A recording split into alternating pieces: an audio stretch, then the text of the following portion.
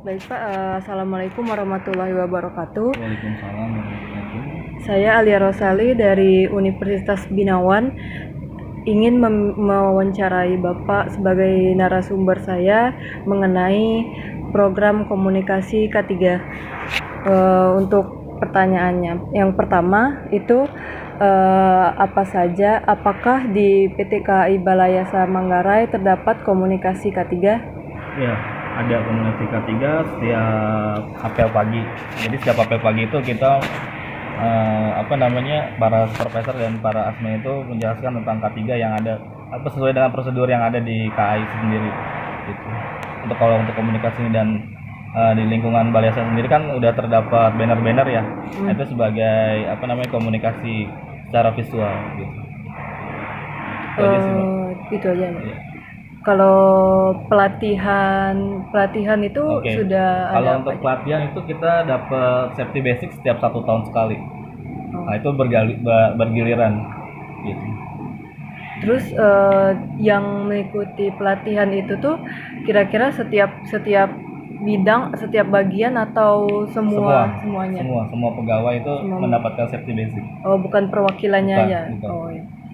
Lalu apakah sudah disahkan, istilahnya itu sudah ditandatangani oleh pimpinan Pak? Kalau ininya apa namanya?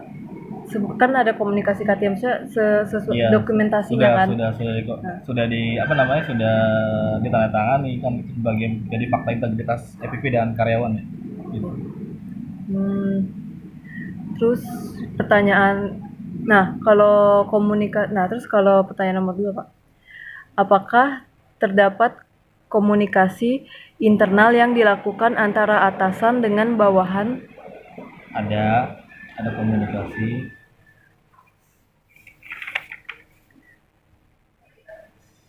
Apakah bisa apa ya?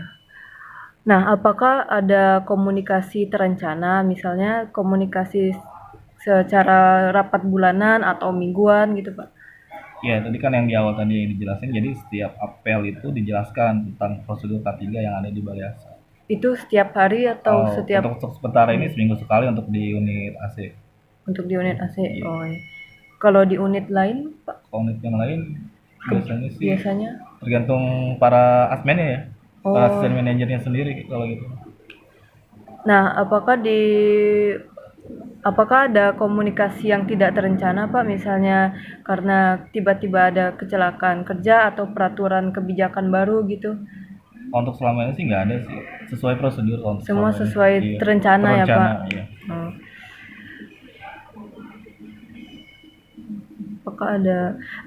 Apakah ada fasilitas untuk menyampaikan komunikasi antara atasan dengan bawahan? Kayak misalnya contohnya kotak saran atau rapat gitu. Ada setiap apel itu atau di grup WA masing-masing grup itu ada komunikasinya by WA biasanya atau biasanya langsung ngobrol dengan supervisor atau asmen langsung. Oh, langsung Gitu. dan Iya. by WA By ya, WA. sosial media. Terus pertanyaan yang kalau promosi itu nanti aja Pak. Nah, terus kalau program komunikasi eksternalnya Pak, adakah Pak dengan kontraktor, vendor atau dan masyarakat gitu? Ada, kalau untuk vendor sendiri itu nanti kan dari pihak rencana ya membuat surat izin kerjanya sama pihak SDM. Pihak dari dari SDM sendiri juga ada tuh. Dari SDM-nya Dari Pak. SDM ya. Dari Kalau bagian dari SDM, sorry. Oh, bukan kalau P2K3-nya ada juga Pak? Ada, tim P2K3-nya ada. Tapi dari awalnya itu biasanya yang membuat itu dari pembuat kontraknya itu kan di sini kan perencanaan, manajer perencanaan. Jadi yang membuat awalnya itu adalah manajer perencanaan, nanti yang mengizinkan si manajer SDM-nya gitu. Foto. Oh, udah. Nah, apa saja sih Pak program komunikasi eksternalnya? Kalau komunikasi eksternalnya itu kan jadi pas awal itu ada safety introduction ya. Introduction di depan itu. Nah, itu biasanya kalau setiap vendor atau tamu-tamu itu diarahkan ke ruang auditorium untuk membaca safety introduction-nya gitu. Oh, safety bentuknya. introduction. Seperti itu. Rapat juga ada ya Pak dengan kontraktor? Iya, kalau rapat biasanya openingnya dia sebelum melakukan kerjasama itu yaitu dia lakukan pengenalan tentang safety introduction, kemudian tentang balai asat sendiri itu seperti apa gitu. Apakah ada juga Pak komunikasi terencananya dan tidak terencananya, seperti atau misalnya terencananya ada mingguan, bulanan dengan para kontraktor, vendor dan masyarakat gitu? Kalau untuk saat ini, setahu saya sih kalau untuk ke masyarakat nggak ada ya, setahu saya ya, kalau setahu saya. Tapi kalau untuk vendor sih biasanya cuma dari surat izin itu aja sih. Oh, Nanti pengawasannya kan dari vendornya masing-masing. oh. Dan itu dilakukan dalam cuman sekali ya Pak, bukan Iya, setiap. setiap satu kontrak itu sampai kontrak selesai. Oh, sampai sampai Iya. selesai. Kalau yang tidak terencananya adakah Pak? Kalau misalnya karena kecelakaan kerja, terus ada komunikasi dengan kontraktor gitu, atau Yang tidak terencana itu maksudnya gimana ya? yang misalnya ada tiba-tiba ada kecelakaan kerja nih, nah dan itu diharuskan untuk melakukan rapat gitu sama Untuk selama ini sih belum pernah terjadi ya. Jangan pernah terjadi deh kecelakaan kerja ya. misalnya Belum. ada atau peraturan baru misalnya buat ini. Pasti ada peraturan baru sih. Nanti kan tim P23K-nya yang akan turun kan untuk inspeksi. Oh, ada ya Pak. Iya, ada tim. Terus yang keempat Pak, apakah terdapat program komunikasi tentang bahaya dan risiko kerja di PT KAI? Jadi gini Pak, misalnya kan setiap safety morning nih Pak, Iya. kan ada pasti ngomongin tentang proses kerja, penggunaan APD gitu kan Pak. Nah, di setiap bagian itu tuh apakah ada komunikasi tentang misalnya di bagian ini ada bahaya dan risiko dan bahaya di bagian AC misalnya Pak, ke para pekerjanya gitu. Iya, kalau itu pasti ya, kalau untuk safety setiap bagian kan sudah ada alat safety-nya juga kan ya, yang sesuai dengan prosedur yang ada gitu Mbak. Contoh misalkan kalau misalkan di AC sendiri kan udah diwajibkan helm dan masker itu, karena masker itu kan fungsinya untuk melindungi kita dari gas freon ya. Nah itu salah satunya itu. Oh, berarti bahayanya itu gas freonnya ya Gas freon Pak? kalau misalkan terbuang. Oh, gitu. Terus, nah apakah komunikasi tentang bahaya dan risikonya itu tersampaikan dengan baik Pak? Melalui apa gitu kira-kira? Iya, tersampaikan sih, kayak misalkan nanti kita kekurangan APD-nya, misalkan maskernya kurang, kita kalau komunikasi ke supervisor atau tasnya kan, Oh gitu. atau pengawas di lapangannya. Apa terdapat komunikasi? Nah, apakah terdapat program komunikasi yang berkaitan dengan peningkatan kesehatan pekerja Pak? Misalnya medical check up Ya, atau ada program medical check up itu setiap 1 tahun sekali. 1 tahun sekali. Dilakukannya. Terus apakah ada kayak misalnya nah tentang paparan bahaya kerjanya Pak gitu, pemeriksaan berkaitan kebisingan, getaran gitu, pengukuran Ada pengetesan setiap 1 tahun sekali juga dari tim P2K3K juga, dan dengan tim ahli K3 umumnya ya. Kita melakukan itu setiap 1 tahun sekali untuk kalibrasi lingkungan juga. Oh, itu dari P2K3-nya Iya, Pak ya? betul. Kalau medical check up-nya itu Dari dari tim kesehatan. tim kesehatan. Kesehatan dokter. Nah, apakah ada Pak waktu di balai saya ini vaksin gitu pas COVID Ada. COVID. Sampai booster ke-3 berarti.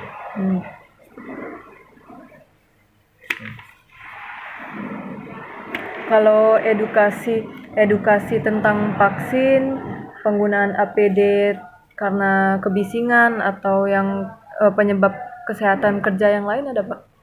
Ada. Jadi kalau setiap pekerjaan kan, kalau di kita kan kebisingan itu cuma ada di genset ya.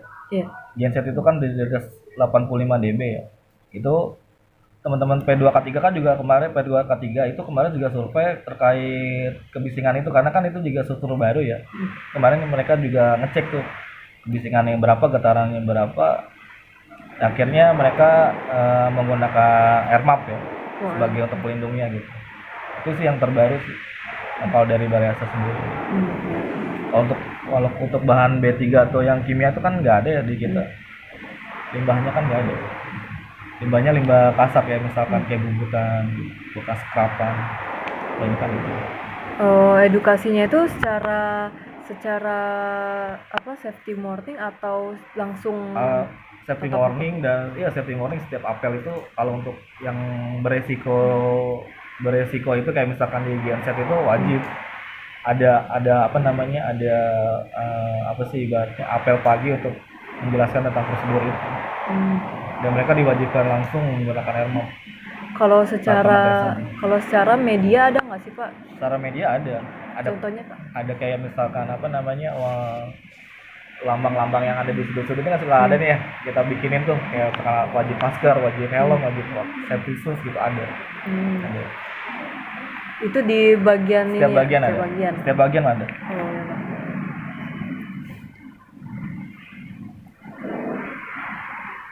Nah, ini apa saja prosedur komunikasi K3 di PT KAI Pak? Misalnya tentang kebijakan atau bentuknya itu seperti apa sih, atau kebijakan, peraturan perundangan gitu Pak yang Iya, pastinya kebijakan dan peraturan undang-undang, peraturan KAI sendiri kan yang menjadikan prosedur wajib ya. Kalau di KAI ya seperti itu, bentuknya adalah itu. Pamflet-pamflet tentang K3. tentang ini Pak, apa namanya? Kalau yang di SMKP kan Pak ada tentang identifikasi bahaya, ada Iya. penilaian dan pemeriksaan perawatan dan sarana dan prasarana. Itu sudah diterapkan semua ya Pak? Sudah diterapkan.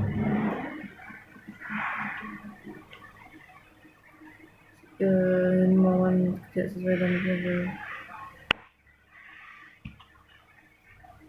hasil. Nah, apakah misalnya kebijakan nih Pak, kebijakan dan peraturan perundangan yang ada di Balai Asa ini apakah sudah disahkan dan ditandatangani oleh pimpinan Pak? Sudah ditandangin oleh Bapak EVP kita. Terus pertanyaan selanjutnya Pak, Ya. apakah ada program sosialisasi tentang yang kebijakan atau perundangan yang tadi itu Pak, yang prosedur komunikasi K3 kepada stafnya? Ada sosialisasinya, waktu itu pernah dilakukan hanya untuk perwakilan. Nanti disampaikan lagi ke setiap bagiannya. Ada sosialisasinya tentang prosedur prosedur K3 itu ada. Programnya itu ntar biasanya tiap 16 sekali apa ya kalau nggak salah ya, itu ada ya. Program dari P2K3 dengan SDM juga ada Pak. Itu dilaksanakan tuh setiap perwakilan atau Setiap semua? perwakilan. Setiap perwakilan bagiannya iya, Pak? setiap bagian. Supervisornya juga? Iya. Terus pertanyaan selanjutnya tentang implementasi Pak. Ya. Nah, bagaimana pelaksanaan program komunikasi K3 itu Pak? Atau kapan dilaksanakannya, misalnya apa aja gitu, latihannya tuh apa aja gitu Pak? Untuk implementasi K3 itu salah satunya kan kita udah bersertifikat ya. Untuk alat angkat angkut, kemudian untuk ahli K3 lingkungannya itu sudah ada. Untuk K3 ahli K3 listriknya juga sudah disertifikasi gitu. Bentuknya sih seperti itu implementasinya. Itu dilaksanakan itu setiap berapa bulan atau berapa tahun sekali Pak? Kalau dilaksanakannya kan dilaksanakannya sebenarnya kan dengan kebutuhan yang ada. Misalkan di LOS itu ada berapa kren, nah itu berapa operatornya nanti disediakan sih. Itu sekali ini ya Pak, sekali laksanakan cuma sekali ya Pak? Kalau pelaksanaannya kan kalau bentuk implementasinya itu kalau pembuatan sertifikat kan setiap 4 tahun sekali baru diperpanjang kan. Bentuknya itu. Kalau rapat dan ini briefingnya Pak setiap dilakukannya seminggu sekali? Itu di setiap bagian. setiap bagian masing-masing. Apakah terdapat laporan tentang pelaksanaan program komunikasi K3 ini, Pak? Ada pelaporannya dari tim P2K3 yang bertanggung jawab. Secara ini ya, Pak, secara Iya, tertulis secara dokumen. tertulis dan terdokumentasi. Terus apa saja tindakan yang dilakukan setelah adanya pelaporan tentang pelaksanaan program komunikasi tersebut? Iya, kalau sebagai hanya di-share ke para admin sih biasanya hasil dari tadi yang implementasi tadi itu, hasil dari P2K3 itu dari tim P2K3 itu laporan ke MR dan ke FVP itu nanti di-share ke para admin gitu sih, Mbak, untuk laporan. Nah, kalau terhadap pekerjaannya gitu, Pak, Kerjaannya tadi setiap apel pagi itu yang tadi itu safety morning itu dijelasin. Nah, apakah terhadap pekerjaannya itu apa ada punishment misalnya, Pak, atau punishment itu maksudnya Iya. ini Saat ini sih belum ada. dan reward gitu terhadap Belum ada. pekerjaannya? Belum ada. Oh, tidak. Terus yang selanjutnya, Pak, tentang kendala dan hambatan komunikasi. Nah, di Balai Asa ini apakah terhadap kendala dan hambatan, Pak, terhadap pelaksanaan program komunikasi K3-nya? Komunikasi dan promosi K3. Untuk kendala sih biasanya untuk saat ini sih nggak ada ya. Karena semua APD dan semua sertifikasi pun sudah ditaati oleh perusahaan sih untuk saat ini gitu. Jadi tidak ada kendala menurut saya. Kalau terhadap pekerjanya, Pak, apakah sudah menaati gitu dari komunikasi dari atasan?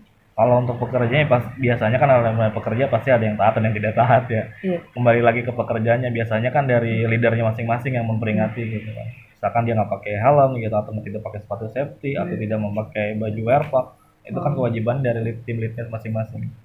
Nanti dia mau komunikasi langsung ke pelaksanaan. Nah, menurut Bapak nih apa sih pengaruh dari kendala dan hambatan terhadap pelaksanaan program komunikasi ini? Iya, ada pengaruh kalau misalkan dari pimpinan menghambat ya otomatis kayak misalkan kita tidak dicek helmnya, tiba-tiba helm itu pecah. Karena itu kan menjadi hambatan, menjadi kasus ya. Iya. Kan gitu. Itu sih yang jadi masalah hambatannya. Berarti dari pimpinannya ya, Pak? Iya, dari pimpinannya. Mungkin ya kalau dari Balai Asa kan punya program sendiri ya untuk penggantian kayak helm kan tuh wajib ya. Kan sampai ini kan belum ada penggantian helm kan. Itu belum. Kalau untuk kayak misalkan sepatu dan wearpack itu kan udah setahun sekali. Kalau helm kan tergantung expirednya. Oh, tahu. Ada masa expired. Terus yang ketiga, menurut Bapak gimana sih cara ngatasin kendala dan hambatan tersebut tadi? Ya, yang pertama pasti komunikasi ya antara pelaksana, artinya pekerjanya langsung atau para operatornya langsung kepada atasannya langsung gitu. Terus ya harus dijelaskan permasalahan yang terjadi itu apa yang ada di lingkungan kerja. Misalkan suhu panas yang ada di ruangan kerja kan juga pengaruh kan kepada pekerjaannya kan gitu. Iya. Bisa jadi heat stress ya, Pak, gitu. Iya, betul. Karena kan kerjanya itu kan sebenarnya mungkin lingkungannya enggak, tapi di dalam keretanya kan karena kita kerja di dalam kereta, nah itu menjadi heat stress-nya kan gitu. Oh iya. Kayaknya bagus. Terima kasih ya, Pak. Sepertinya itu aja, Pak. Kurang lebih mohon maaf kalau ada salah-salah.